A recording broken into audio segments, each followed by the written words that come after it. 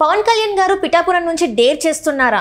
So ఈ అంశాన్ని మనకి ఇంకా క్లుప్తంగా వివరించడానికి సో మనతో పాటు ఉన్నారు ప్రముఖ సీనియర్ జర్నలిస్ట్ జగదేవ్ గారు. నమస్కారం సార్. నమస్తే సార్, ఇప్పుడు చూస్తుంటే జనసేన అధినేత ఇన్ని రోజుల నుంచి ఒక ఉత్కంఠ ఉండేది, ఎక్కడి నుంచి పోటీ చేస్తారని చెప్పేసి. కానీ ఇప్పుడు ఫైనల్గా ఒక డెసిషన్ అయితే తీసుకున్నారు, అది చెప్పడం కూడా జరిగింది, పిఠాపురం నుంచి వెళ్ళి అని చెప్పేసి.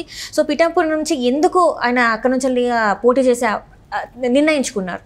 అంటే చాలా వార్తలు వినపడ్డాయి మీరు అన్నట్టు. ముందు గాజువాక భీమవరం అన్నారు. గాజువాక భీమవరంలో గత ఎన్నికల్లో చేదు అనుభవం ఎదురైన నేపథ్యంలో బట్ ఆ రెండు స్థానాల్లో బలమైన సామాజిక వర్గం ఉన్నప్పటికీ కూడా రకరకాల వార్తలు వినిపించాయి. రీసెంట్గా మళ్ళీ పరపతినైనా సంథింగ్ అతని పేరు, భీమవరం మాజీ ఎమ్మెల్యే, ఆయన కూడా జనసేన తీర్థం పుచ్చుకున్న నేపథ్యంలో కూడా పవన్ కళ్యాణ్ గారు ఎక్కడి నుంచి పోటీ చేస్తే బాగుంటుంది, ఈసారి గెలుపు ఖాయం, నేనే సపోర్ట్ ఇస్తాను అని కూడా ఆయన చెప్పారు.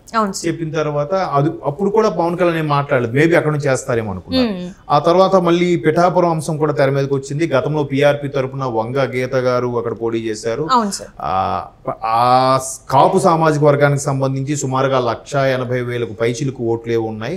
అప్పుడు ఆవిడ గెలిచారు కాబట్టి అదే మేనియాతో ఇప్పుడు కూడా ఈయన గెలిచే అవకాశం ఉంది. And more over TDP Janasena mania ఏదైతే రాష్ట్రంలో బలంగా వీస్తుందో గెలుపు ఖాయం అనుకుని కూడా వార్త వచ్చాయి. బట్ అప్పుడు కూడా స్పందించలేదు. ఆ తర్వాత బీజేపీ ఎప్పుడైతే కూటమిలో భాగమైందో, ఏది టీడీపీ జనసేనతో కూడా బీజేపీ కూడా కూటమిలో భాగమైనప్పుడు ఈయన లోక్సభకు ప్రాతినిధ్యం వహించే అవకాశం ఉంది. కాకినాడ తరఫున పోటీ చేస్తారు. రేపు పొద్దున గవర్నమెంట్ వచ్చాక సెంట్రల్ మినిస్టర్ అయ్యే ఛాన్సెస్ ఉన్నాయని కూడా వార్తలు వచ్చాయి. దానికి సంబంధించి పవన్ కళ్యాణ్ గారు అన్నయ్య నాగబాబు గారు కూడా ఇవ్వట్లేదు, కాకినాడ సీటు ఈయనకే ఇస్తున్నారు అన్నట్టు కూడా మన వార్తలు చూసాం. సో ఇన్ని జరిగిన తర్వాత ఎట్టకేలకు ఇవ్వాలి ఆయన ఫైనల్ గా నేను పిఠాపురం నుంచి పోటీ చేయబోతున్నాను. అవును సార్, కానీ మళ్ళీ ఇంకొక పేరు వర్మ పేరు కూడా వినిపిస్తుంది గారు. ఆయన టీడీపీకి ఫేవర్ గా ఉండే వ్యక్తి. అయితే ఆయన ముందు నుంచి గత సంవత్సరం నుంచి కూడా టీడీపీ జెండాలు పెట్టడము, టీడీపీ బ్యానర్లు పెట్టడము ఇవన్నీ జరుగుతున్నాయి.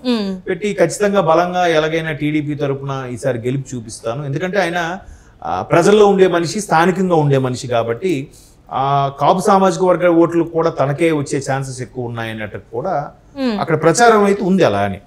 సరే ఆయనే అనుకున్నారు. బట్ ఇప్పుడు ఎప్పుడైతే పవన్ కళ్యాణ్ అక్కడ నుంచి పోటీ చేస్తున్నారో ఆయన ఖచ్చితంగా రెబల్ అయిపోయే ఛాన్సెస్ ఉన్నాయని వార్తలు వస్తున్నాయి. ఆల్రెడీ ఇప్పటికే గ్రౌండ్ లెవెల్లో ఉండే కొంతమంది కార్యకర్తలు టీడీపీ జెండాలు కూడా తగలబెట్టారు. అది ఇంతకుముందు న్యూస్ లో కూడా చూశాను నేను. అంటే ఈ పొత్తుల విషయంలో, సీట్ల కేటాయింపు విషయంలో రెబల్స్ మనస్తాపం గురయ్యి కొద్దిగా డిసప్పాయింట్ అయ్యి అట్లా జెండా చింపేయడము, కాల్చడం అనేది సర్వసాధారణ జరుగుతుంటుంది ఎన్నికల ముందు. అయితే ఇప్పుడు వర్మ గారి స్ట్రాటజీ ఎట్లా ఉండబోతుంది అనేదే పెద్ద క్వశ్చన్ మార్క్. ఎట్లా అంటే వర్మ గారు కూడా ఒక సందర్భంలో స్టేట్మెంట్ ఇచ్చారంటే, ఇక్కడ టీడీపీ తరఫున నాకే ఇస్తే పోటీ చేసి ఖచ్చితంగా గెలుపు ఖాయం అయ్యేలాగా చేస్తాను, అలా కాకుండా వేరే ఎవరికి ఇచ్చినా కూడా నేను సహించేది లేదు, అప్పుడు ఖచ్చితంగా రెబల్గా ఇండిపెండెంట్ గానే పోటీ చేస్తాను. ఒకవేళ పవన్ కళ్యాణ్ గారికి కానీ ఇస్తే ఆయన తరపున నేను నిలబడి క్యాన్వాసింగ్ చేస్తాను కూడా చెప్పాడు ఆయన, వర్మ గారు. సరే, ఇప్పుడు అదే మాట మీద ఉంటారా లేదా ఖచ్చితంగా ఇండిపెండెంట్ గా కానీ లేదా వైసీపీ తరపున కానీ పోటీ చేస్తారా అనేది క్వశ్చన్ మార్క్. అంటే ఒకవేళ వైసీపీలోకి వెళ్లకుండా ఇండిపెండెంట్ గా పోటీ చేశారంటే ఖచ్చితంగా అతన్ని కోవర్ట్గా జగన్మోహన్ రెడ్డి గారు వాడుకోవచ్చు, ఇన్ఫ్లుయెన్స్ చేయొచ్చు అని ఒక అభిప్రాయం. ఖచ్చితంగా వైసీపీలోకి వెళ్ళడు ఆయన, ఎందుకంటే టీడీపీ ఫేవర్ గా ఉన్నవాడు ఖచ్చితంగా వైసీపీ గతంలో వైసీపీ విధానాలు వ్యతిరేకించుంటాడు, వైసీపీ జెండాలు కూడా కింద పడేసి ఉంటారు పట్టుకోకుండా. సో ఖచ్చితంగా వైసీపీలోకి వెళ్ళరు, వెళ్లకుండా ఇండిపెండెంట్ గా పోటీ చేస్తారు. ఇండిపెండెంట్ గా పోటీ చేస్తే ఖచ్చితంగా ఎట్లా ఉంటుందంటే, నీకు ఛాన్స్ ఇవ్వలేదు కాబట్టి నువ్వు మా వైపు వస్తే నీకు ఖచ్చితంగా ఉంటుంది అని చెప్పి బ్యాక్ అండ్ సపోర్ట్ ఇస్తారు, గెలిపిస్తారు. గెలిచిన తర్వాత ఇప్పుడు మా గవర్నమెంట్ వచ్చింది కదా, ఇంకెందుకు అంటూ ఉంటే మా దగ్గరకు వచ్చేసి మా తీర్థం పుచ్చేసుకుని ఎలాగో ఇండిపెండెంట్ కదా అని చెప్పొచ్చు. అంటే రాజకీయ ఎత్తుగడ అది. కానీ వర్మ గారు మ్యాక్సిమం టీడీపీకి ఫేవర్గా ఉండే వ్యక్తి కాబట్టి ఆయన ఇప్పుడు జనసేనాని కాకుండా, పవన్ కళ్యాణ్ గారు కాకుండా జనసేనలో ఇంకెవరికైనా ఆ సీటు కేటాయిస్తే అప్పుడు ఈయన కొద్దిగా ఫైట్ చేసి, లేదు నాకే ఇవ్వండి, నాకు మంచి బలం ఉంది, ఇది ఇంకెవరికైనా కేటాయించండి అని చెప్పొచ్చు. అలా కాకుండా జనసేనానికే ఇచ్చారు కాబట్టి ఇంకెవరిని మారుస్తారు? స్కోప్ లేదు. సో అందుకే ఆయనకి పవన్ కళ్యాణ్ ఫేవర్ గా ఉంటానని కూడా గతంలో చెప్పడం జరిగింది. అంటే మేబీ ఆయన అక్కడ నుంచి పోటీ చేయని అనుకున్నాడేమో. అలా అనుకొని అక్కడ నుంచి పోటీ పవన్ కళ్యాణ్కి ఎవరిలో ఇస్తాను ఇంకెవరికి ఇస్తారులే అప్పుడు మనం గట్టిగా రెబల్ గా ఫైట్ చేయొచ్చు అనుకుని ఉండొచ్చు నేను అనుకుంటున్నాను. అంటే గతంలో చూసినట్టయితే భీమవరం అంటే నేను మళ్ళీ పోటీ చేస్తే భీమవరం నుంచి వెళ్ళి పోటీ చేస్తా అని అనేక సందర్భాలలో చెప్పిన పవన్ కళ్యాణ్ చెప్పారు, మనం చూసాం కూడా. ఎక్కడైతే ఓడిపోయానో నేను అక్కడనే మళ్ళీ నేను స్టార్ట్ చేస్తా అని చెప్పారు. కానీ ఇప్పుడు అనూహ్యంగా మళ్ళీ పిఠాపురం ఈ పేరు రావడం అనేది ఎలా అనుకోవాలి సార్ అసలు? అంటే ఇప్పుడు ఆయన 2019లో 2 స్థానాల్లో కూడా ఓడిపోయాడు. అవును సార్. అది ఘోర పరాభవం కదా. మిగతా రాష్ట్రం మొత్తము కూడా కొన్ని స్థానాల్లో పోటీ చేసినా కొన్ని స్థానాల్లో కొంతమందితో మద్దతుగా ఉన్నా కూడా ఎక్కడా గెలవలేదు. ఒకే ఒక్క స్థానం గెలిచారు రాజోలా ఏదవి కదా. ఒకే ఒక్క స్థానం గెలిచినా అది కూడా ఎక్కువ రోజులు నిలవలేదు. వెంటనే ఆయన వైసీపీలోకి వెళ్ళిపోయాడు. అదంతా ఘోర పరాభవం కదా. ఆ పరాభవం అయినప్పుడు ఏమంటారు, ఎక్కడైతే పోగొట్టుకున్నామో అక్కడే మళ్ళీ సంపాదించుకోవాలి అని అంటారు.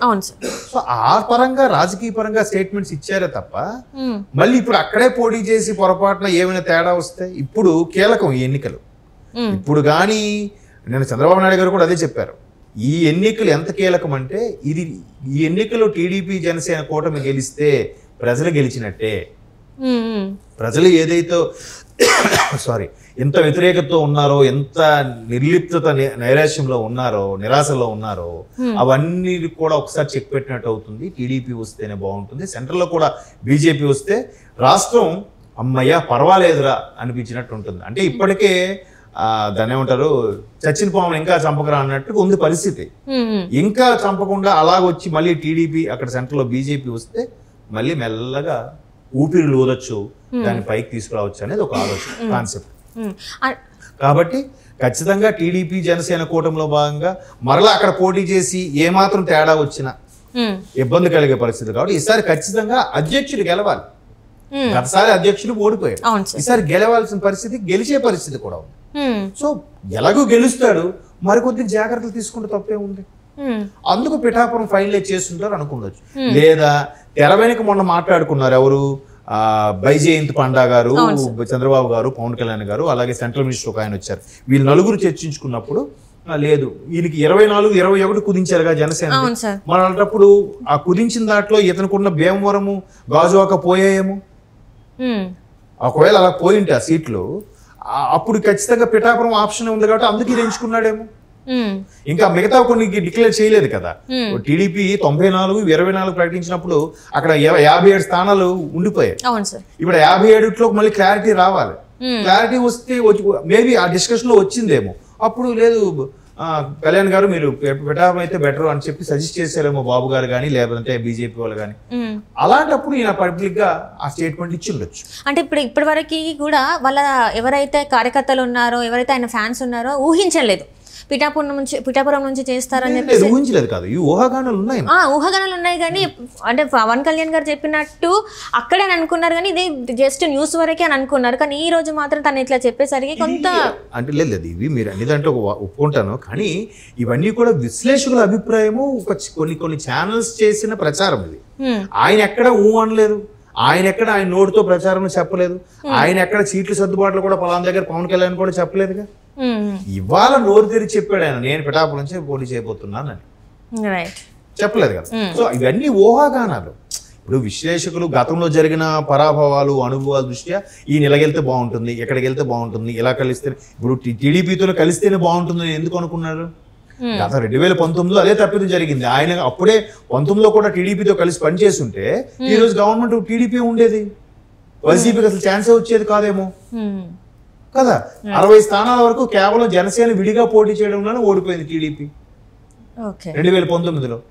సో అలాగా కొన్ని రకాల వ్యూహాలు, ఇలాగుంటేనే బెటర్, ఇలాగెళ్తేనే కరెక్ట్, ఇది ఆ చిన్న స్టెప్పే పెద్ద విజయానికి దారి తీస్తుందని కూడా కొన్నిసార్లు జరుగుతుంటాయి. వాళ్ళు చాలా చూస్తారు కదమ్మా వాళ్ళ అనుభవంతో. ఇప్పుడు ఆ సెంట్రల్ నుంచి వాళ్ళు బాబు గారు ఎంతో అనుభవం, పవన్ కళ్యాణ్ గారు అంటే 10 ఏళ్ళ నుంచి పార్టీ పెట్టి ఉన్నారు కానీ పైగా ఇది ఒక పదవి కూడా అధిరోహించలేదు. ఇకపై అధిరోహించాలి, ఖచ్చితంగా గవర్నమెంట్ లో ఉండాలంటే ముందు ఆయన గెలుచుకోవాలి కదా. Right sir.